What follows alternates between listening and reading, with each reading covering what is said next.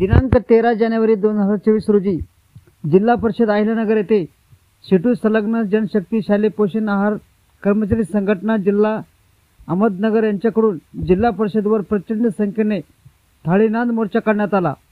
माहे October, November व डिसेंबर या 3 महिन्याचे मानधन राज्य शासनाने थकवले आहे।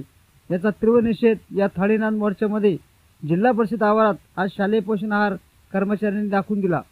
3 महिन्याचे मानधन कर्मचाऱ्यांना तातडीने मिळावे, 1000 रुपयाची पगारवाढ जाहीर केली, त्याची पण अजूनपर्यंत अंमलबजावणी झालेली नाही।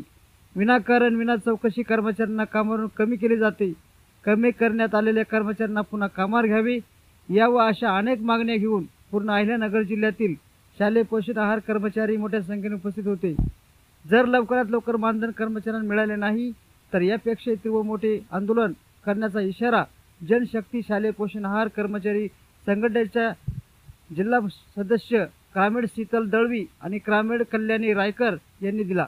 मोर्चाचे नेतृत्व जनशक्ती शालेय पोषण आहार कर्मचारी संघटनेचा जिल्हा अध्यक्षा क्रामेड नंदाताई बांगर, जिल्हा सचिव क्रामेड संतोष शेरके व जिल्हा उपाध्यक्ष क्रामेड गणेश जाधव यांनी केले, अशी माहिती जिल्हा सचिव क्रामेड संतोष शेरके यांनी दिली। धन्यवाद।